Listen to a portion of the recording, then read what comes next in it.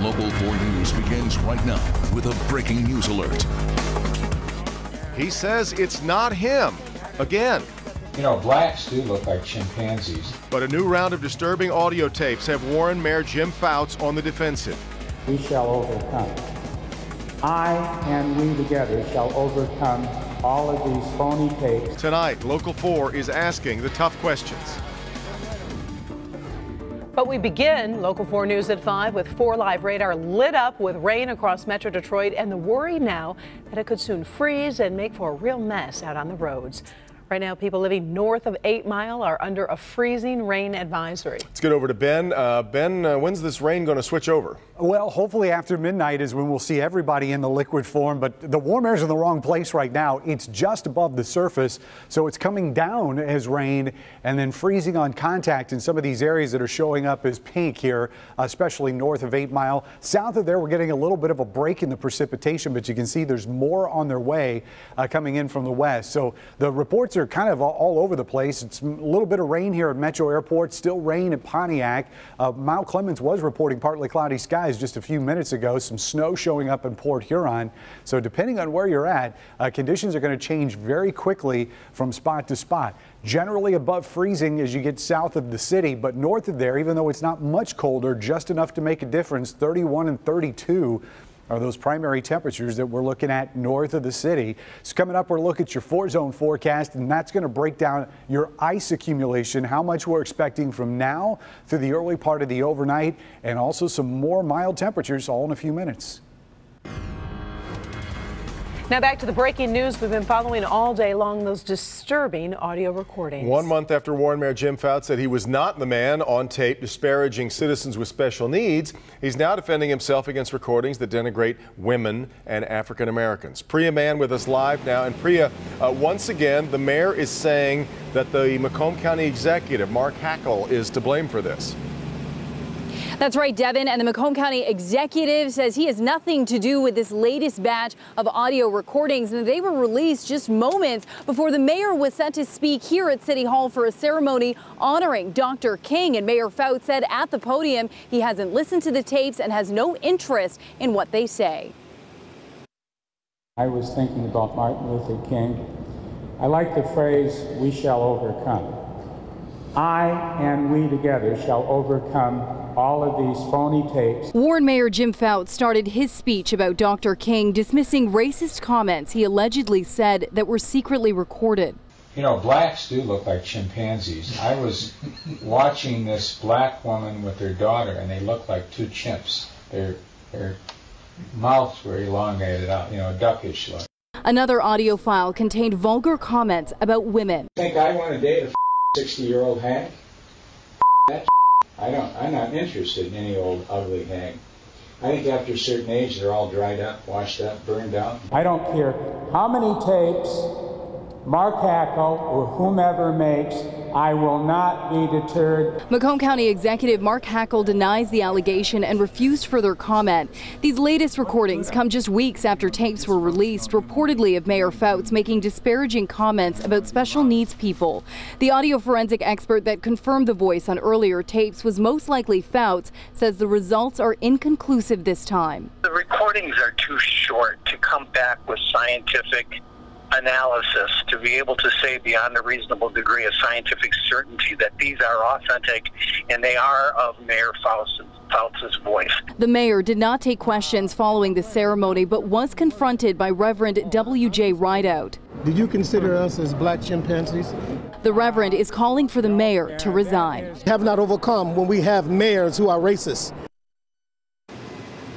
Now today we were expecting to hear from the city's new diversity coordinator. Instead, that man was left dealing with this challenge, this controversial issue that's happening. We asked him specifically, how do you get your job done in light of everything that's happened? And coming up at 6, he tells us he expects he will be able to do his job, which is bringing more diversity to the city. And his first task has something to do with that first batch of audio tapes that were released last month. Reporting live from Warren, I'm Priya Mann, Local 4. Priya, let's talk about what we know about how these recordings came to light. Well, what we can tell you is the source of these audio recordings is different than the last time, but it is a former high-ranking employee. But very controversial day here in Warren. All right, Priya. Other news tonight, far too many questions after a horrible crash in Sterling Heights. 2 people were killed. Take a look at the wreckage. Cars just completely torn apart at 17 Mile Road in Ryan. It's taken crews hours to investigate as well as clean up. Steve Garagiola is live at the scene. Steve, are police giving any indication as to how this happened? No, there are really just so many questions at this point. The intersection here, as you said, 17 Mile east-west. This is Ryan, north and southbound. These 5 lanes were littered with debris over the stretch of a football field. Several of the officers out here this afternoon told me they have never seen an accident scene like this. The crash happened at about 11 this morning. A devastating scene. 3 vehicles involved. A debris field that stretched 100 yards or more. I've just never seen nothing like this in my whole life. This bad, like this. Never. Initial investigation indicates a black Jeep traveling southbound on Ryan crossed into the northbound lane and hit a second car head on. The Jeep careened then into a minivan. The male driver of the Jeep and female driver of the minivan both died at the scene. It's unclear just how fast the vehicles were traveling. The speed limit on this stretch is 45, but one of the officers put that into perspective. A head-on crash with 2 vehicles going 45 is a 90-mile-per-hour collision. This one left 2 people dead. Whenever we see accidents, we like to stop and pray for the families because my mom died in a car accident, and when this looks really bad, I just think about the families. Yeah, all you can do is pray for the families. Police have not released identities of any of the victims here because they have not made contact yet with the families. And again, so many questions. All that really is clear now, that Jeep heading here southbound for some reason crossed over on the northbound side. What was involved as to why that happened, police will continue to investigate it.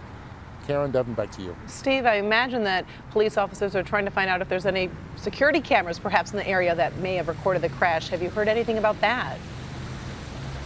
Yeah, I mean, as far as witnesses, unclear who saw it, but there is a party store across the street that apparently they do have some surveillance cameras that may have caught the accident. I went over and talked with them. The owner was not there, so they would not let us have that video, but Sterling Heights police definitely will be checking that video to see if they can determine exactly how and why this crash happened. Hopefully that can provide some answers. All right. Thank you, Steve. Search for answers also continues this afternoon after a man is shot and killed in Southfield. The shooting happened at the Kingswood condominiums at 12 Mile and Evergreen. That's where police found the body of 21-year-old Joshua Harris with a gunshot wound to his head. A 19-year-old man who was at the scene was brought in for questioning. At this time, no arrests have been made. If you have any information, please call Southfield Police. According to the latest reports, we can now add the Dean of the House of Representatives, Congressman John Conyers, to the list of people who say they will not be attending the inauguration of Donald Trump. That follows the inflammatory comments the president-elect tweeted over the past several days. We bring in Jason Colthorpe, who is at Cobo, where Conyers is set to make an appearance there. Jason? Yeah, Devin, we're at the Rainbow Push Coalition celebration for Martin Luther King Day in the Cobo Center atrium, and you can see behind me some of those festivities already underway. People in the chairs here. We're expected to have Jesse Jackson here. In fact, we did just talk to him briefly. And also Representative John Conyers, but I also spoke to Representative Debbie Dingell a moment ago, and before we hear what she had to say about Democratic lawmakers skipping the inauguration, let's take a look at what set this all off. And this was the tweet by the president-elect Donald Trump aimed at Congressman John Lewis, saying he should spend more time fixing and helping his district, which is in horrible shape and falling apart, not to mention crime infested, rather than falsely complaining about the election results. All talk, talk, talk, no action or results. Sad. And of course, John Lewis, who walked shoulder to shoulder with Martin Luther King, and that coming on the weekend of Martin Luther King Day, has touched many nerves. And of course, John Conyers, according to Representative Debbie Dingell, told me he will not be going to the inauguration along with some other lawmakers. Here's what she said when I asked her if she'd be going a little while ago. I think it's a matter of conscience. My own conscience is, I was with a group of ministers this morning and said, I'm praying for guidance. I really respect John Lewis, and it's been a very disheartening day for me. And Representative Dingle did say she will be going. She's a little torn.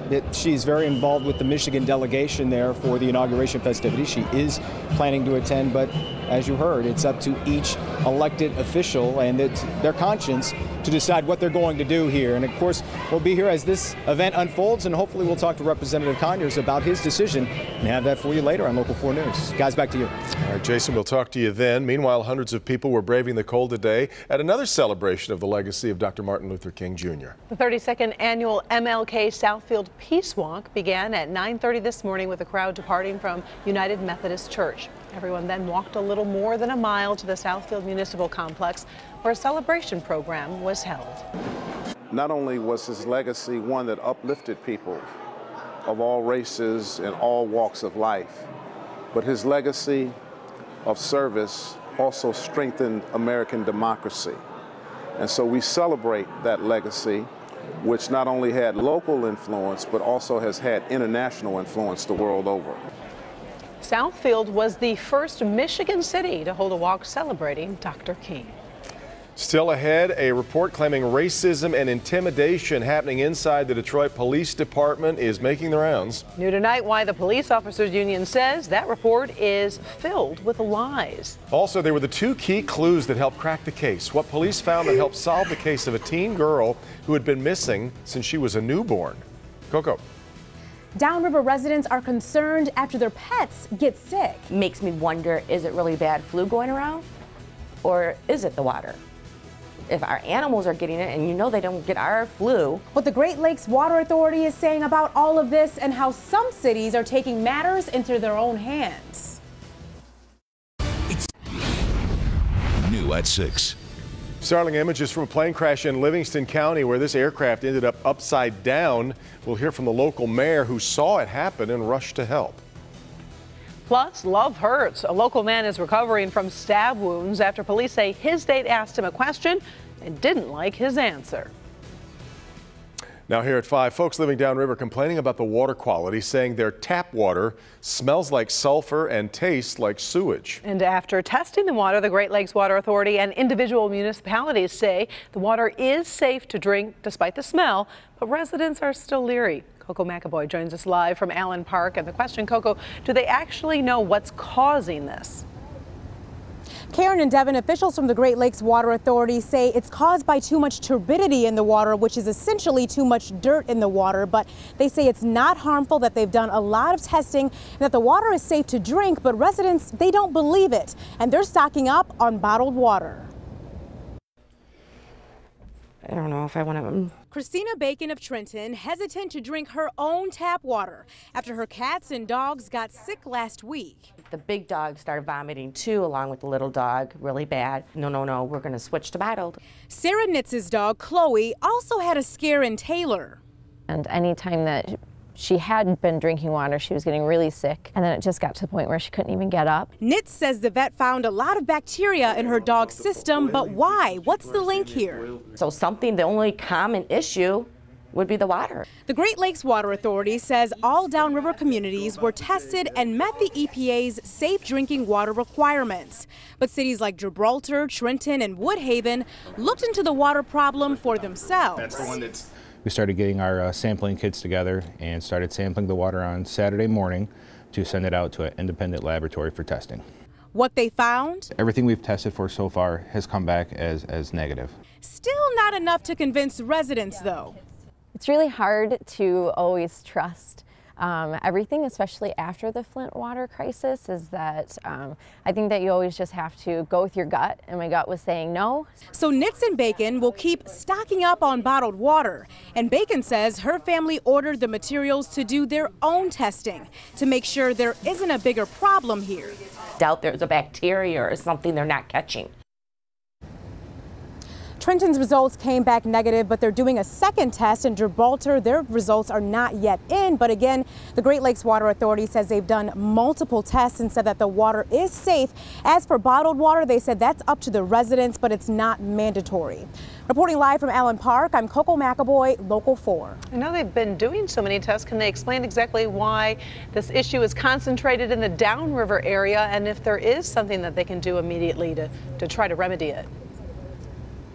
So officials say the reason why it's concentrated to that downriver area is because they're all served by the Southwest Water Treatment Facility. They say that they've taken some samples from that treatment facility and that they tested it to see if it's toxic, any organic chemicals or anything wrong with it. And they said that they did not find anything except for that taste and smell. And they said that they are treating that water right now to try to mitigate that concern. All right, Coco McAvoy live for us tonight. Well, the story across much of the Midwest for the last couple of days has been horrendous ice storms. We're not getting near what we've seen in places like Oklahoma, Kansas, but it's enough to cause a lot of problems. Yeah, and we're just teetering on the freezing mark, especially north of 8 Mile, and that's the concern that we have right now. But you look at Metro Airport, we're 35. Some of those areas that are south of 8 Mile still remain above freezing, and you can see the warm air that's just hanging off to the south. 47 in Indy, Columbus is 47, and we'll gradually see these numbers move upward, but it's probably going to be a little bit of a tick downward first, and then those numbers come back to the mid-30s by daybreak tomorrow. The 40s are in play, but we're going to have to wait till tomorrow afternoon to get those. So in the meantime, that means at least for the next few hours, especially north of the city, we still have to watch for that potential of seeing some ice accumulation. And that's why those areas are shaded in pink here on 4 Live radar. We've got more moisture coming in from the south and west. But again, a lot of us getting a little bit of a break right now.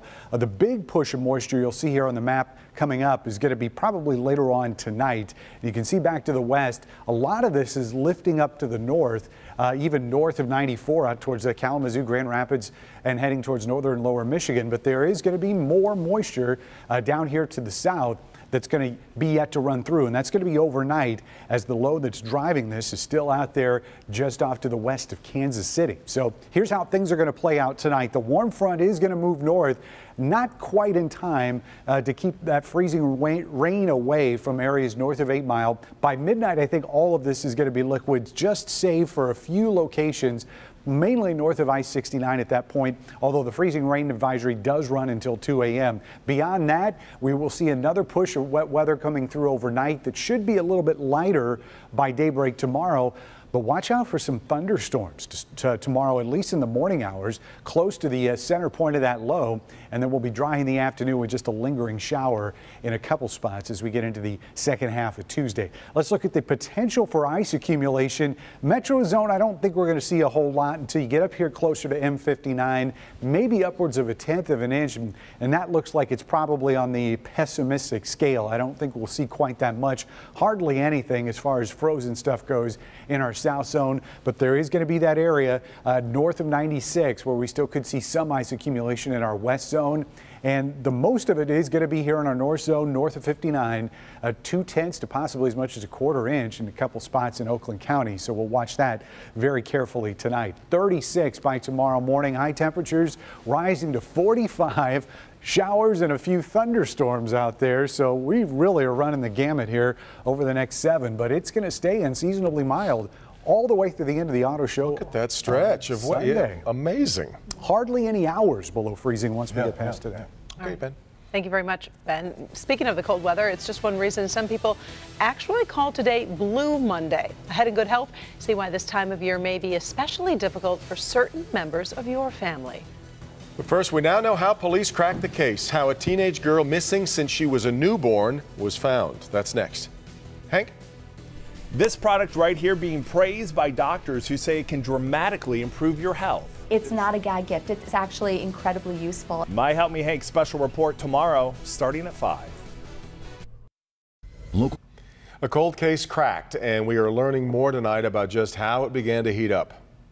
Camilla Mobley was kidnapped 18 years ago, taken as an infant from a Florida hospital, but she was recently found alive in South Carolina. Camilla was raised not knowing she had been kidnapped. However, she began to suspect something wrong earlier last summer when prospective employers said both her birth certificate and Social Security card were fraudulent.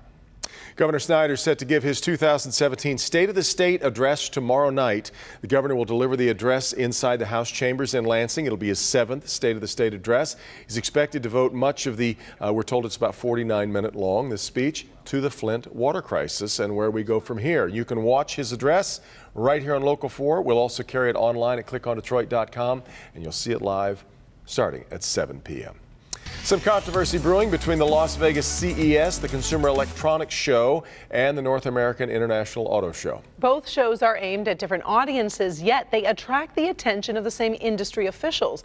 The Auto Show press days help draw attention to the show's public days, which annually draw more than 800,000 people. But organizers of the CES show moved the date of next year's show to the same dates as press preview for the Detroit show. Coinciding dates would have caused some major trouble, so the 2018 Detroit Auto Show now will move forward 1 week next year. New at 5:30. Chaos near Cancun. All of a sudden we heard 4 to 5 very clear shots. 5 people killed at a nightclub packed with tourists. Why people inside were so slow to react as the bullets started flying. Trump tumult just days before the inauguration. I'm Steve Handels, been at the White House. That story's coming up. An internal committee of the Detroit Police Department goes after the question, is there systemic racism in the department? They feel they found answers, but nobody's happy about it. Again, most of it was rumors, innuendos. It's unfortunate at this time that I seem to be the one getting thrown under the bus. Who's upset and why? I'll have the story coming up. On the next Live from downtown Detroit, Local 4 News at 5:30 starts now.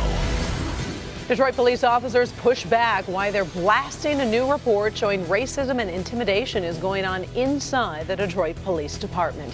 That assessment was compiled by a committee formed by Chief Craig. The group includes officers of all different ranks. It was led by a retired Detroit officer. The report's not only been blasted, though, by Chief Craig, but now the Detroit Police Officers Union, too. Steve Garagiola is following this story, and Steve, union leaders not happy. Well, you know, it would seem that nobody is happy about this. This committee was formed last February to look at that fundamental question. Is there systemic racism in the Detroit Police Department? Today, the co-chair of that committee, that retired officer you're talking about, says, we found answers, but now nobody likes the answers we found. The committee heard from African-American officers who detailed alleged bias in promotions, disproportionate number of white commanders, officers who claimed they faced retaliation if they complained. The conclusions have drawn strong reaction.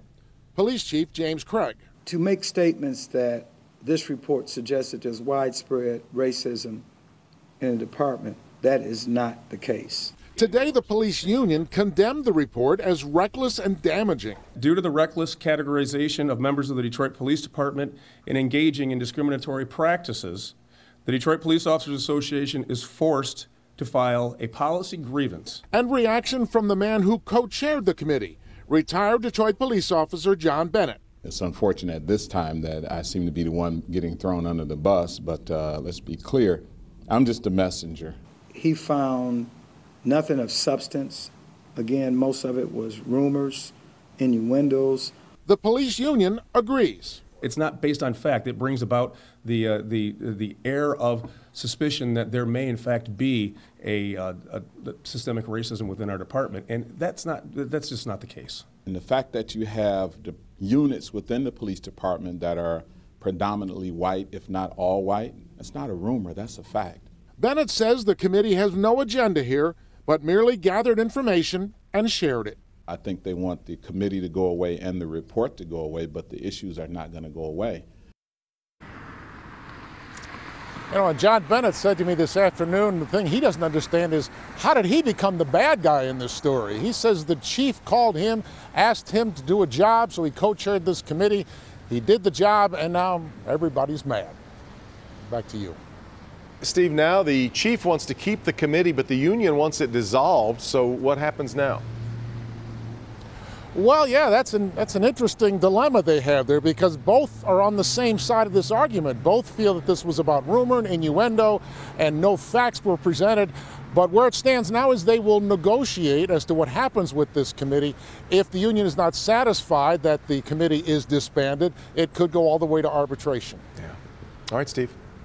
Well, now to what could be a rather dicey night when it comes to the roads and the weather. Let's get over to Ben. And Ben, lots of people are worried about the freezing rain out there. Yes, and for good reason, Karen, especially within the next 3 to 4 hours where we're really keeping our eyes focused on that potential for ice. 4 Live radar showing that even some of the areas that were dry earlier at the start of the 5 o'clock show, now we're starting to get a little bit more of a push of moisture coming in from the west. So we are getting some mixed precipitation showing up in Jackson right now. Ann Arbor's dry, but that is going to change pretty quickly. As you can see that this wall of pink is now starting to advance. That doesn't necessarily mean it's all freezing rain, but there will be some mixed precipitation in here. Temperatures have been generally above freezing, at least from the city south. 33 in Grosse Ile, 35 at Metro, even down in Adrian, 33 in Monroe as of right now. Temperatures will warm as we get overnight. It's going to be a while before we get there, and freezing rain advisory still in effect until 2 a.m. tomorrow. That's areas north of 8 Mile. Sanilac County County's under a winter weather advisory because there's going to be a little bit more sleet and snow mixed in, so there could be some minor accumulations of that on the roads as well. That's until 5 a.m. tomorrow. More on the warmer temperatures coming up in a few minutes. Guys? All right, Ben. A search for answers underway after a man is found dead in Detroit. The 50-year-old man was found in the 10,000 block of Rosemont overnight. He had been stabbed in the chest. Investigators continue working to piece together this case, but they're asking us to ask you if you've got any information. Contact Detroit Police. City of Warren remains on edge after a woman is shot and killed, and the shooter is still on the loose. 34-year-old Julie Johnson died soon after her boyfriend found her outside of his condo Friday near 13 Mile and Mound Roads. Her boyfriend is no longer in police custody, and Warren police continue looking for a motive. Was this random or was she targeted? If you have any information, you're asked to contact police. 5 people killed and a dozen more injured after gunfire erupts inside a nightclub in Mexico. Video posted to social media shows frantic club-goers running toward an exit this morning in Playa del Carmen. That's a beach resort city. Some were also seen hiding under tables. A witness says at first some thought the noises came from fireworks, including a guard who said everything was fine. Someone else came running through and said that he had definitely seen somebody holding a gun, and that they were definitely shots that were fired. It's still unclear at this hour who was behind the shooting and why. On this national holiday to honor Dr. Martin Luther King Jr., the president-elect tried to cool his war of words with John Lewis, who marched with King. But Steve Handelsman explains how Trump still stirred up controversy here at home and abroad. Steve? Hi, Devin. Thanks. Good evening. Here at the White House for decades, you need a White House pass like this to come here and cover the president. They're hard to come by. They're limited in number and go mostly to mainstream media. But that might change, and that's just one of the controversies boiling up in this inaugural week. Battling on multiple fronts, 4 days before he is sworn in at the Capitol, President-elect Trump hosted Martin Luther King Jr.'s son at Trump Tower. Trump had tweeted on this King holiday, honor him for being the great man that he was. I think my father would be very concerned about the fact that there are 50 or 60 million people living in poverty. The son hopes Trump will focus on them. Well, certainly he said that he is going to represent Americans.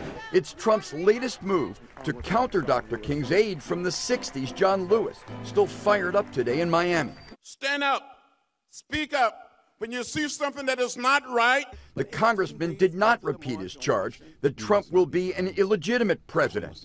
Like Lewis, some Democrats will boycott the inaugural. There's some of us who will be working to try to resist the agenda that President-elect Trump put forth. Republicans may resist Trump's new call to replace Obamacare with health care for everybody. He's talking like a Democrat. Adding to the tumult, Trump told European journalists between Angela Merkel of Germany, a U.S. ally, and Vladimir Putin of Russia, he trusts them both equally for now, and called NATO obsolete, a blow to the U.S.-led anti-Russian alliance. Trump threatened a blow to the White House press corps, maybe moving the briefings and maybe journalists' workspace across the street. Trump aides say that would make more room for more non-mainstream media, more pro-Trump media to come here and cover the president, who, when he arrives here on Friday to take over, will have an approval rating, according to the latest polls out today, of just 40%. At the White House, Steve Handelsman, Local 4. All right, Steve, and of course you can catch the inauguration here on Local 4 as President-elect Trump will become President Trump. Kimberly Gill will have our live coverage from Washington, D.C. starting on Friday.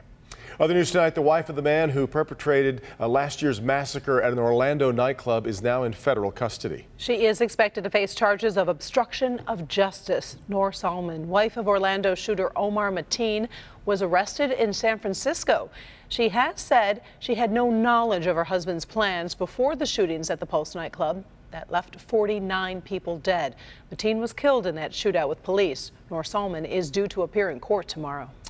Over the Middle East, the country of Oman today said it has agreed to accept 10 prisoners from Guantanamo Bay. Oman's foreign ministry said Oman accepted all 10 at the request of President Obama.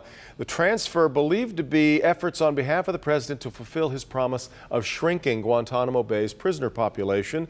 The inmates' identities, though, were not made public. Freezing rain and slick roads may be to blame for a fiery crash that occurred in Nebraska. At least 2 tractor trailers were involved in this accident that shut down a portion of Interstate 80. In this video of the aftermath, you can see the truck parts strewn across the side of the road and the truck cab on fire. Luckily, no one was hurt in this crash, but at least 6 deaths have been blamed on this ice storm that made roads treacherous in Nebraska and all across the Midwest. The most famous circus of all is shutting its curtains one last time in May. Ringling Brothers and Barnum & Bailey closing after 146 years of performances. The company that operates the circus says ticket sales had been in decline for years and dropped off dramatically after elephants were removed from the show. When the elephants left the show, we did not anticipate the absolute impact that it would have, and it was much greater than we thought. Owners say they will try to help their 400 employees find something else to do. The last performance now will be May 21st, and that will happen in Uniondale, New York. A little relief at the pump today. Average gas prices in Michigan have dropped about 10 cents a gallon since last week. According to AAA Michigan, the new statewide average about $2.40 a gallon. That's about 61 cents more a gallon than a year ago. In Metro Detroit, prices have also dropped about 10 cents. They're about 62 cents more than they were at the same time last year. A grocery store staple, and according to a court ruling, you may have overpaid for it. New tonight, what it is and how you can sign up to get some money back into your pocket. And talk about adding insult to injury. What left Cowboys fans trapped inside the stadium just minutes after last night's close loss to Green Bay. So are you feeling down? Today is the day many call Blue Monday. Coming up in Good Health, see why this time of year may be especially difficult for certain members of your family. And before we head to break, tomorrow, NBC Nightly News anchor Lester Holt will be back in town doing a special report from Warren as part of the Across America series tomorrow night on Local 4 at 6:30. Nova. New at 6.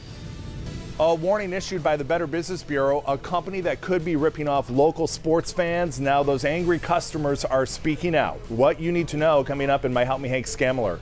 It's new tonight.